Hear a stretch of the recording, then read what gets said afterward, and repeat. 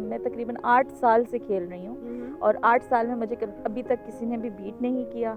मैंने गेम्स में हिस्सा लिया, मैं कुछ अपना नाम बनाना चाहती थी। फिर मेरा रॉड टूटा, फिर मेरी सर्जरी हुई, फिर टूटा रॉड, फिर सर्जरी हुई। पैराप्लेजिक सेंटर ने हमें ये एक्सेस दिया है, हमारी गाड़ी मॉडिफाई करते हैं, हम खुद हैंड ड्राइव के साथ हम चलाते हैं। कवर्ड की वजह से फिर जो ड्रीम्स है वो आपको पता है बहुत से लोगों के ड्रीम्स अधूरे रह गए।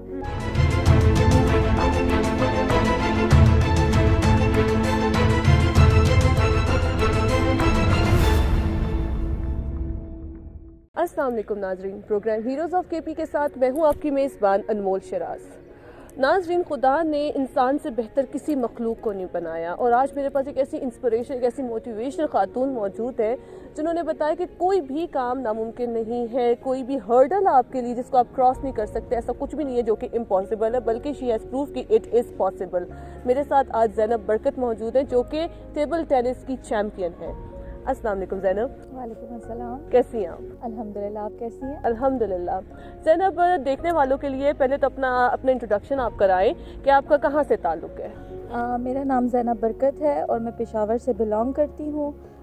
मैं बेसिकली तो यहीं की रहने वाली हूँ और मैंने हाल ही में बीए किया है। उसके अलावा मैं ख़ुद एक टेबल टेनिस चैम्पियन हूँ और इंटरनेशनल प्लेयर भी हूँ। उसके साथ साथ मैं पैराप्लेजिक सेंटर में as a data entry operator काम कर रही हूँ और उसके अलावा फ्रेंड्स ऑफ पैराप्लेजिक में मैं बोर्ड ऑफ डायरेक्टर हूँ और साथ में मैं टोयोटा एम्बेसडर हूँ स्पोर्ट्स। ज़बरदस्त, इतना लंबा आपकी जर्नी, लेकिन इस जर्नी में हम कभी भी, मैं हमेशा कहती हूँ कि केक वॉक नहीं होता ख़वातीन के लिए ख़ुसूसन। और फिर अगर आप किसी एक चीज़ से महरूम रह जाए ज़िंदगी में और फिर आप खातून भी हों और ऐसी सोसाइटी में हो जिसको हम पेट्रियार्कल कहते हैं, तो इसमें आपके क्या हर्डल्स आए? क्या वो हर्डल्स आपकी फैमिली की तरफ से थे या सोसाइटी की तरफ से थे या रिलेटिव्स की तरफ से थे? फैमिली की तरफ से तो बिल्कुल भी हर्डल्स नहीं थे और सोसाइटी थोड़ा बहुत करती है, ज़्यादा नहीं। अगर आप अपने आप को मनवाने लगें तो फिर सोसाइटी भी आपका साथ देती है। ज़्यादा हर्डल्स मुझे एक्सेसिबिलिटी में आए, जो कि अगर स्टडी के लिए जाती थी तो हर्डल्स ये थे कि किसी भी स्कूल, किसी भी कॉलेज में मैं चली जाती थी तो रैम्प्स मौजूद नहीं थे, स्टेयर्स थे, वॉशरूम एक्सेसिबल नहीं थे, क्लासेस एक्सेसिबल नहीं थी। कि हम व्हील चेयर पे हैं तो व्हील चेयर के लिए एक एक्सेस चाहिए। मैंने यही बोला कि वी आर नॉट स्पेशल, हमारी नीड स्पेशल हैं। तो मुझे ज़्यादातर ये हर्डल्स आए। उसके अलावा ट्रांसपोर्ट का मुझे बहुत ज़्यादा इशू हुआ, क्योंकि अगर मैं जैसे पहले तो मैं छोटी थी तो मुझे भाई गोद में उठा के या बाइक पे बिठा के किसी भी स्कूल में ले जाया करते थे, लेकिन जब कि मैं यंग हुई, जवान हुई, तो फिर गोद में उठाना उनके लिए नामुमकिन था। तो इस वजह से फिर मुझे कोई टैक्सी या रक्षा करवाना पड़ता था। शुरू पे तो मैं रक्षा करवाती थी, तो रक्षे में ये होता था कि वो डबल किराया मुझे चार्ज करता था, क्योंकि मेरे साथ मेरी व्हील चेयर होती थी। तो वो इस बात का फ़ायदा उठाया करते थे कि इसके साथ इसकी व्हील चेयर है और हम इससे डबल चार्ज करेंगे। इसकी मजबूरी से लोग फ़ायदा उठाते थे, ऐसा ही था। तो फिर भी मैंने अपनी माजूरी को अपनी कमज़ोरी नहीं बनने दिया और मैं इसी तरह अपनी फैमिली सपोर्ट के साथ, अपने फ्रेंड्स सपोर्ट के साथ, अपनी जो मेरी कोलीग्स कह दें उनके सपोर्ट के साथ आज मैं यहाँ बैठी हुई हूँ। तो इन सब का सपोर्ट है। सोसाइटी में कहीं किसी ने सपोर्ट भी किया है और कहीं किसी ने सपोर्ट नहीं भी किया।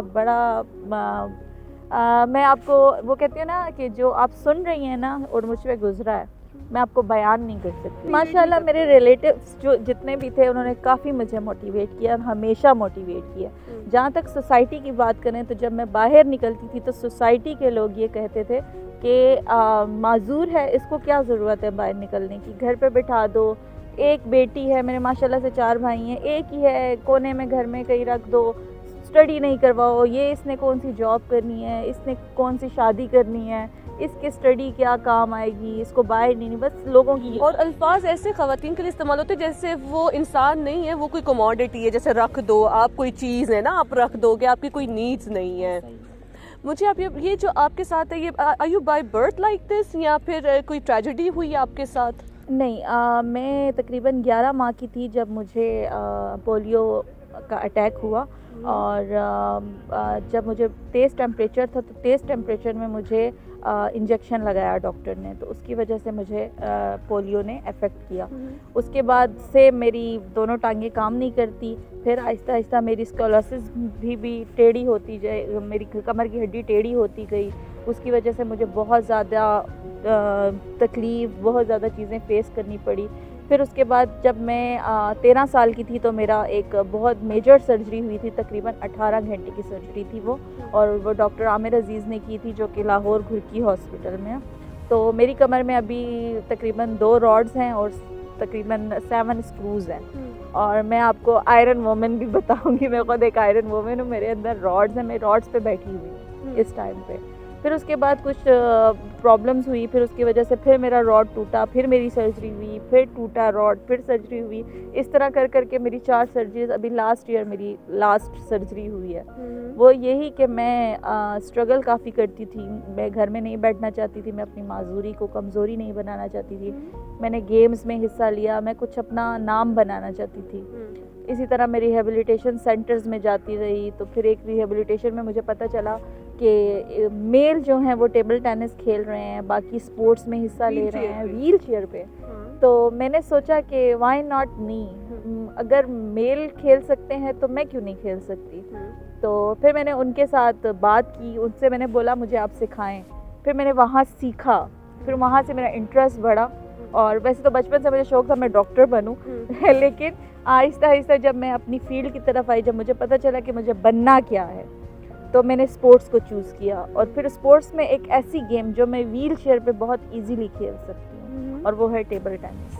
आपने टेबल टेनिस कहाँ कहाँ खेला है? खैबर पख्तूनख्वा में, खैबर पख्तूनख्वा से बाहर, ऑल पाकिस्तान में, या पाकिस्तान से बाहर आपने खेला? मैंने ऑल पाकिस्तान में खेला है टेबल टेनिस में। आज चैम्पियन हूँ टेबल टेनिस की। मुझे अभी तक किसी ने भी बीट नहीं किया पाकिस्तान में। मैं तकरीबन 8 साल से खेल रही हूँ, और 8 साल में मुझे अभी तक किसी ने भी बीट नहीं किया। और माशाल्लाह से मैंने 2019 में मैं टोयोटा एम्बेसडर बन के गई थी, और मैंने चाइना में ट्रेनिंग हासिल की टेबल टेनिस की। और पैरालंपिक के लिए मैं क्वालिफाई होने वाली थी, लेकिन कोविड आ गया। कोविड की वजह से फिर जो ड्रीम्स थे वो, आपको पता है बहुत से लोगों के ड्रीम्स अधूरे रह गए, तो कोविड की वजह से मैं फिर क्वालिफाई नहीं कर पाई। What about people who are on wheel chair? तो ये तो हर जगह अकोमोडेट नहीं होता, जैसे BRT में भी अभी ये हुआ, तो उसके पीछे भी आप लोगों की ही स्ट्रगल थी, वो स्टोरी क्या थी? वो ऐसा था कि हमने BRT जो मतलब इतना कुछ हो रहा था, तो हमने उनसे बात की कि वाई नॉट, अगर बसेस एक्सेसिबल हैं तो स्टेशन क्यों नहीं एक्सेसिबल। तो हमें कोर्ट में बताया गया कि क्यों, ये कोई इंग्लैंड तो नहीं है जो हम आपके लिए एक्सेसिबल करें। तो हमने कहा अच्छा, फिर हमने उन पे केस किया, और अल्हम्दुलिल्लाह हम केस जीते, और आज हर एक स्टेशन जो है वो एक्सेसिबल है। ज़ैनब, एक आखिरी सवाल मैं आपसे पूछना चाहूँगी, हमारी ज़िंदगी में जब ऐसी ट्रेजेडीज़ आती हैं तो ख़ुसूसन मैं अपना भी बोलूँगी कि हम लोग बड़ा डिसहार्ट हो जाते हैं, डिस्करेज हो जाते हैं, कभी कभार हम लोग इतने मोटिवेशन भी अपनी लूज़ कर देते हैं, बस I am depress and I am not getting out of my bed, ना बस मुझसे तो कुछ भी नहीं होता। तो क्या मैसेज देना चाहेंगे आप उन लोगों को कि आपके पास अल्लाह ताला का दिया हुआ सब कुछ है, लेकिन you are just finding excuses, ना करने की excuses? What is your message? सबसे पहले मैं आपको ये बताऊंगी कि हाल ही में मैं जब पैरालंपिक के लिए क्वालिफाई हुई, तो मुझे पैरालंपिक कमेटी जो है, जो कि हम प्लेयर्स को बाहर भिजवाती है और क्वालिफाई करवाती है, तो उन्होंने मेरी एंट्री ही नहीं भिजवाई। उस टाइम मैं हार गई थी, मैंने सोचा कि शायद मुझे अब गेम छोड़ देनी चाहिए, कोई फ़ायदा नहीं है गेम्स करने का। लेकिन फिर मेरे कोलीग्स ने, मेरे जो सपोर्टर्स हैं, जो कि जैसे कि टोयोटा, जितने भी लोग हैं, उन्होंने मुझे सपोर्ट किया, उन्होंने मुझे कहा आपने हार नहीं मानी। और इसी तरह मैंने हार नहीं मानी, मैं दोबारा खड़ी हुई, मैंने दोबारा अपनी प्रैक्टिस शुरू की। 2021 में जो गेम्स थी पैरालंपिक्स, उसको छोड़ के मैंने आगे 2024 पैरालंपिक के लिए दोबारा एक कदम उठाया कि नहीं, मैंने करना है, और मैंने लोगों को बताना है कि मैं पहुंचूंगी यहाँ तक, और मैं पहुंच के बताऊंगी।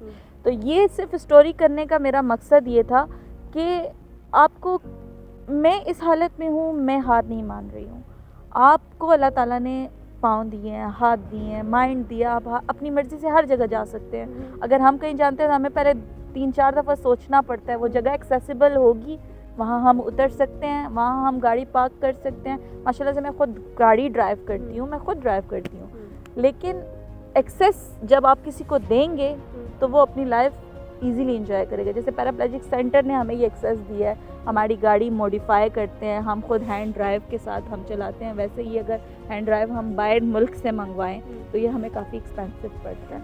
तो ये लोग जो हैं पैराप्लेजिक सेंटर में इतने हमें इतना एक्सेस दिया है कि हमारे वॉशरूम, हमारे ऊपर जाने के जैसे फर्स्ट फ्लोर सेकंड फ्लोर वो एक्सेस है, आप ये रैम्प्स देख सकते हैं। और इसके अलावा जो हमें गाड़ी चलाने का इन्होंने हैंड ड्राइव सिस्टम बना के दिया है। मैं कहती हूँ पाकिस्तान में कहीं सिखाया भी इन्होंने आपको ड्राइविंग? बिल्कुल, इन्होंने ही हमें ट्रेन किया है। जैसे आप वॉशरूम का पूछ रही हैं, व्हील चेयर पे शिफ्ट होने की ट्रेनिंग, वॉशरूम पे कैसे आप शिफ्ट होंगे वो ट्रेनिंग, आप सीट पे कैसे, आप ड्राइविंग सीट पे कैसे शिफ्ट होंगे वो ट्रेनिंग, हमें सब पैराप्लेजिक सेंटर ने यहाँ पे हमें गाइड किया है। और हमें पैराप्लेजिक सेंटर के ग्रेजुएट कहा जाता है। तो मैं सोसाइटी को, मैं पर्सन विद डिसेबिलिटी को, मैं फिज़िकली फ़िट लोगों को जितने भी हैं, मैं उनको यही मैसेज देना चाहूँगी कि हम भी माशरे का हिस्सा हैं, हमें एक्सेप्ट करें तो हमारे प्रॉब्लम्स हल होंगे। अगर आप लोग हमें एक्सेप्ट नहीं करोगे तो हमारे जो हम ऑलरेडी जो भी हम हैं वो अल्लाह की तरफ से है। हम में सिर्फ यही है कि आप लोग अपने पाँव से चलते फिरते हैं और हमारे पास व्हील चेयर्स हैं। हम अपने पहियों पे, जैसे कि लाइव ऑन व्हील्स मेरा चैनल है ज़ैनब बरकत के नाम पे, और मैं कहती हूँ लाइव ऑन व्हील्स, हम लाइव ऑन व्हील्स हैं। तो हम व्हील्स पे आपसे ज़्यादा एंजॉय करते हैं। तो आपको तरीका पता ना एंजॉय करने का? हाँ पे तरीका तो हमने चैनल्स बनाए हैं, हमारा ये सेंटर है, आप लोग आएँ यहाँ पे, आप देखें आप अपनी लाइफ कैसे एंजॉय कर सकते हैं। और अगर आपकी लाइफ में कोई हर्डल्स हैं तो आप हमसे कांटेक्ट करें, हम आपको बताएंगे कि आपने अपनी लाइफ कैसे इजी करनी है। बहुत बहुत शुक्रिया ज़ैनब। नाज़रीन, जैसे आपने ज़ैनब से सुना है कि सटल मैसेज इन्होंने ये भी इसमें दिया है जो कि आप लोगों ने शायद ना पिक किया, लेकिन मुझे ये कंसीव हुआ इनसे कि जो हम पोलियो का कहते हैं ना कि पोलियो के कतरे ज़रूरी नहीं, और हम लोगों ने एक एंटी कैंपेन लॉन्च की होती है, तो वो पोलियो के कतरे अपने बच्चों को दिलाए ताकि वो कल को किसी भी माजूरी का सामना ना कर पाए। और इसके साथ साथ ये कि ज़ैनब खुद एक मोटिवेशन है उन लोगों के लिए जो फिज़िकली एबल भी है। हमें कुछ ज़रा सा होता है, हम अपने घरों से नहीं निकलते, अपने बिस्तरों से बाहर नहीं निकलते, लेकिन उन्होंने अपनी गाड़ी ड्राइव करती हैं और पाकिस्तान को इंटरनेशनल लेवल पे टेबल टेनिस चैंपियन के तौर पे रिप्रेजेंट किया है। इसी के साथ अपनी मेज़बान अनमोल शराज को दीजिए इजाज़त। अल्लाह हाफ़िज़।